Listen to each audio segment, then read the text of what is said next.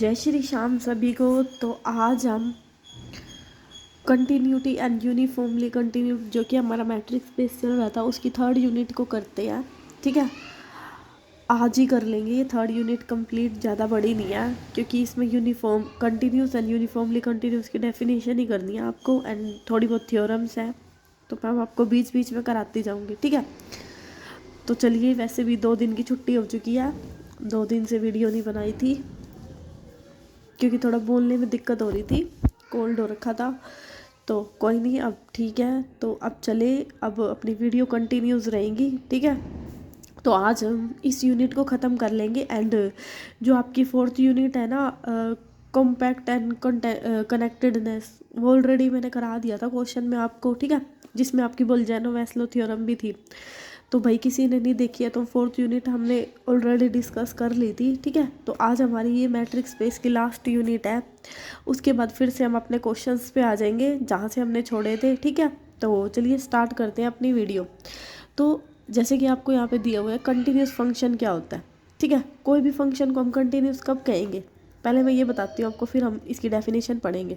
देखो, कोई भी फंक्शन हमारा कंटिन्यूस कब होगा, जैसे हमारे पास ना 2 मैट्रिक्स स्पेस दे दी, एक तो दे दी एक्स डी और एक दे दी वाई डी स्टार। ये 2 मैट्रिक्स स्पेस दे दी। इस पे जो हमारा फंक्शन है ना, इस टाइप से डिफाइन कर रखा है कि एफ सच डैट एक्स से वाई।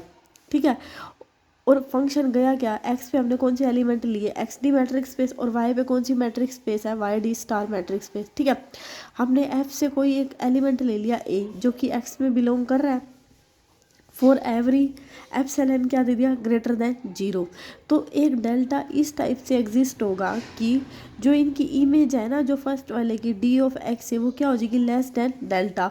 और जो वाई से जो एलिमेंट लिया था ना, जो डी स्टार हमने डिस्टेंस बनाया था मैट्रिक्स स्पेस में, उसमें क्या हो जाएगा, उसकी जो इमेज है ना, इसमें तो क्या दे दिया, एलिमेंट दे दिया लेस देन डेल्टा, और जो उसकी इमेज है ना वो लेस देन क्या हो जाएगी, एप्सिलॉन्स हो जाएगी।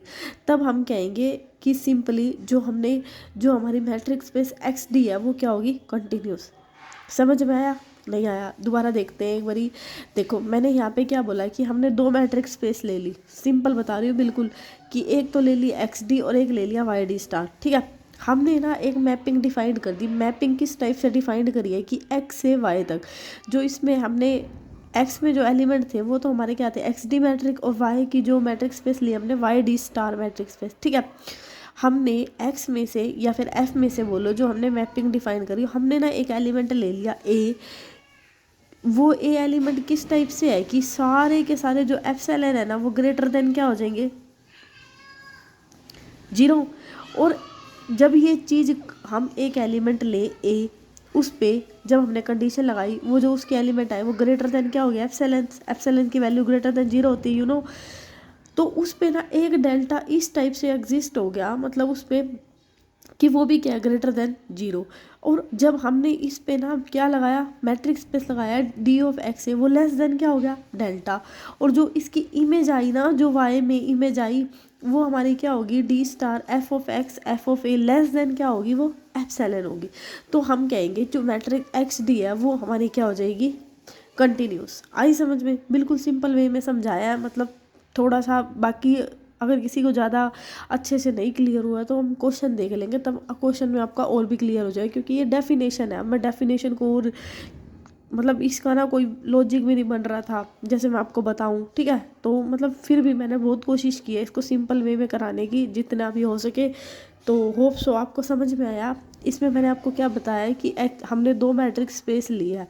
एक जो पहले वाली मैट्रिक्स स्पेस है ना, उस पे हमने एक एलिमेंट उठा लिया, वो क्या हो गया, ग्रेटर देन एप्सिलॉन। ठीक है, जब वो चीज़ कंडीशन होल्ड हुई तो हमने कह दिया कुछ ना कुछ एक डेल्टा इस टाइप से एग्जिस्ट हो गया कि जो उनकी इमेज आई है ना वो लेस देन क्या होगी, एप्सिलॉन। सिंपली ये डेफिनेशन है और इसको याद करना है, कुछ नहीं है। ठीक है, मैट्रिक्स स्पेस में बस इतना सी बात याद रखो।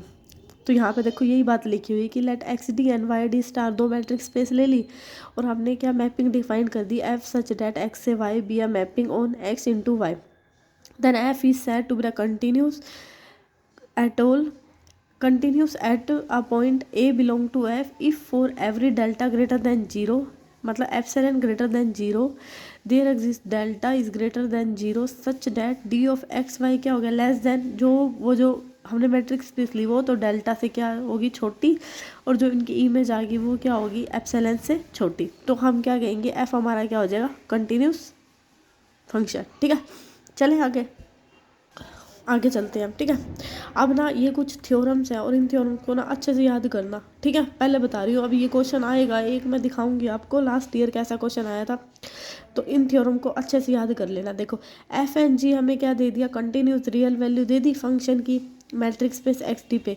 जब ये दोनों कंटिन्यूस है तो इनका सम भी क्या होगा, कंटिन्यूस होगा। और अगर इससे मैं एफ को किसी भी अल्फा से मल्टीप्लाई कर दूँ या किसी भी कॉन्स्टेंट से मल्टीप्लाई कर दूँ तो वो भी क्या होगा, कंटिन्यूस। ठीक है, दूसरी डेफिनेशन क्या बोलती है, दूसरी बोलती है कि लेट एक्स डी और वाई डी, हमने दो मैट्रिक्स स्पेस ले ली, एफ एंड जी हमारे कंटिन्यूस फंक्शन है। कब होंगे कि इस पे ना इस टाइप का सेट होगा कि एक्स बिलोंग टू एफ, जो इनकी इमेज है ना एफ ऑफ एक्स किसके इक्वल हो जाएगा, जी ऑफ एक्स। कहने का क्या मतलब है, सिंपली इसको याद करो कि हमने दो मैट्रिक्स स्पेस ले ली, ठीक है, क्योंकि हमें याद करना है मेन, और हमने एफ जी क्या ले लिए, दो कंटिन्यूस फंक्शन ले लिए। ठीक है, इनका जो हमने यहाँ पे क्या बोल दिया, जो इन एक्स है ना, एक्स कहाँ पे बिलोंग कर रहा है, एक्स पे, तो जो हमने ना इनके ऊपर जो इनकी क्या लगाई, इमेज लगाई, एफ ऑफ एक्स हमारी जी ऑफ एक्स कब हो जाएगी, is a close subset of X.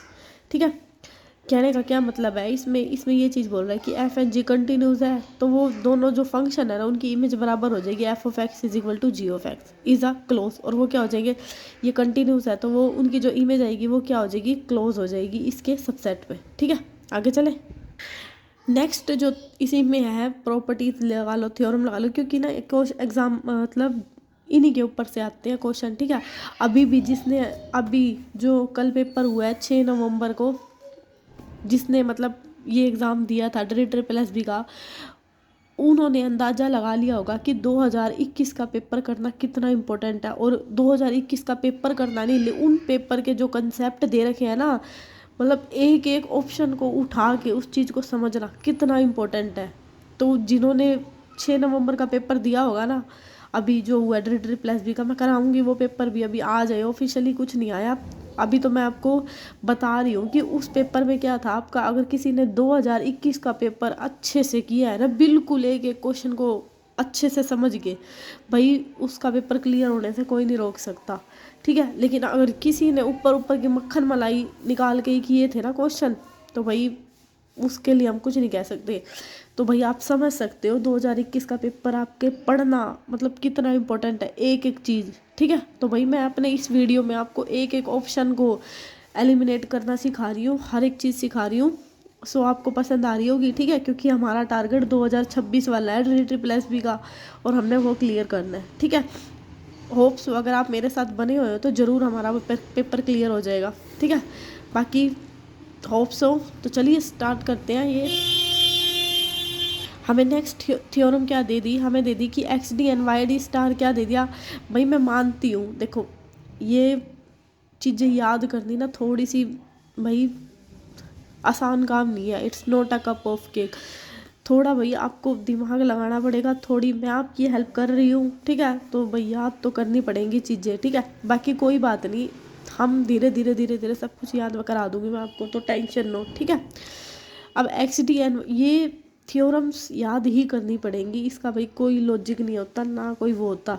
ठीक है, जिसने एमएससी मैथमेटिक्स की है ना भाई, उसने तो थ्योरम, उसमें तो थ्योरम ही होती थी, उसमें तो कुछ होता ही नहीं था। तो भाई याद तो करनी पड़ेगी। ठीक है, let X D and Y D star हमें क्या दे दिया, मैट्रिक्स स्पेस दे दिया। F is a function on X to Y, then F is continuous, A belong to F if and only if every sequence A of N in X covering the sequence F of A N in Y and converges to F of A. अब इस देखो इतनी बड़ी line लिख दी। अब इस line का मतलब क्या था, इस लाइन में ना इसने ये बोला था कि हमें दो मैट्रिक्स स्पेस दे दी है, तो भाई सिंपल ही है कि कंटिन्यूस में ना दो मैट्रिक्स स्पेस तो होंगी। ठीक है, इसमें तो कोई दोहराया नहीं है, ये तो भाई याद कर लो या कुछ कर लो, लेकिन कंटिन्यूस फंक्शन में दो मैट्रिक्स स्पेस होंगी। इसने क्या बोला है, इसने बोला है कि जब हमारा ए एन है ना वो ए पे क्या होगा, कन्वर्ज होगा ना, तो एफ ऑफ ए एन जो इनकी इमेज है ना एफ ऑफ ए, वो भी क्या होंगे, आपस में कन्वर्ज होंगे। सिंपली देखो इतनी बड़ी लाइन लिखी हुई थी, इसका मतलब ये था। ठीक है, आ गया समझ में। चले नेक्स्ट। अब हमें नेक्स्ट क्या दे दिया, let X D and Y D. अब देखो दो मैट्रिक्स स्पेस होगी। अब इसने क्या कह दिया, F is a function on X to Y and F is continuous if and only if F inverse G is open in X. इसने क्या बोल दिया कि हमने ना एक एक्स ले लिया और एक वाई ले लिया, ठीक है। वाई में हमने जी एलिमेंट ले लिया, उस जी एलिमेंट को क्या बोल दिया, ओपन। अगर उसको जी एलिमेंट को ओपन बोल दिया तो जी की जो इमेज है ना एफ इनवर्स, इन उसका जो इनवर्स फंक्शन है वो क्या होगा, ओपन होगा, ठीक है। आया समझ में। देखो इसने यही लिखा हुआ है कि हमें यहाँ मैट्रिक्स स्पेस दे दी, F is a function on X to Y, F is continuous if and only if F inverse G is open. यहाँ पे ये इसको हम ओपन को हम क्या बोल दिया, इसने जी को कंटिन्यूस बोल दिया, तो जो एफ इनवर्स जी है ना वो क्या हो जाएगा, ओपन हो जाएगा, ठीक है। जी ओपन तो एफ इनवर्स जी भी क्या हो जाएगा, ओपन ही। आपने लास्ट ईयर मैंने आपको open close set, open sphere सारी डेफिनेशन करा दी थी, होप सो आपको ये चीज़ें समझ में आ रही होंगी, ठीक है। बाकी थोड़ा सा नहीं तो याद करते जाओ, बाकी मैं आपको ना क्वेश्चंस बना के याद करा दूंगी, टेंशन मत लो, ठीक है। एक बार देख लो क्योंकि दिखानी भी बहुत ज़रूरी है।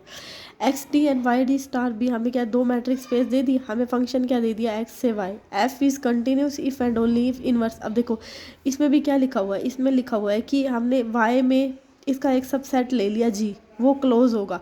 कब होगा, जो हमारा एक्स है ना, एक्स में जो हमने इसका सबसेट लिया ना एफ ऑफ जी, वो क्या होगा, क्लोज होगा, ठीक है। आ गया समझ में, ये इतनी सी डेफिनेशन है। देखो F is continuous if and only if inverse image under the F of every close subset of Y is close subset of X, ठीक है। ये क्लोज होगा, ये क्लोज होगा, तो आपका ये भी क्या होगा, क्लोज, ठीक है। मैंने यहाँ पे लिखा नहीं हुआ, ठीक है ना, छोटी छोटी डेफिनेशन, वैसे कुछ नहीं है, थोड़ा सा वही कंसेप्ट तो लिखना ही पड़ता है। F is continuous, F continuous है तो ये कंडीशन होती है कि एफ ऑफ ए का क्लोज सबसेट होगा पूरा एफ ऑफ ए का क्लोजर का, for all A is subset of X, ठीक है। X D on the finite discrete metric space, then every function of F X D to the metric space X D star is continuous, ठीक है। चले आगे। अब हमें क्या दे दिया, let F be a continuous on the metric space X D into the another metric space X D, then for every subset of B. मतलब ये वाली कंडीशन है ना, आपको याद करनी है, कहने का मतलब है, ठीक है। क्योंकि ये एग्जाम में ना डायरेक्ट आ जाती है, किसकी थी, एफ इनवर्स बी सबसेट होगा एफ इनवर्स बी का क्लाउजर का, ठीक है। और सेकेंड कंडीशन क्या दे दी, एफ इनवर्स बी क्या किस में कंटेन करेगा, एफ इनवर्स बी का इंटीरियर, ठीक है। तो अभी के लिए इतना ही रखते हैं क्योंकि थोड़ी सी ज़्यादा हो जाएगी, एक वीडियो और बना लूँगी मैं, ठीक है, इस पर।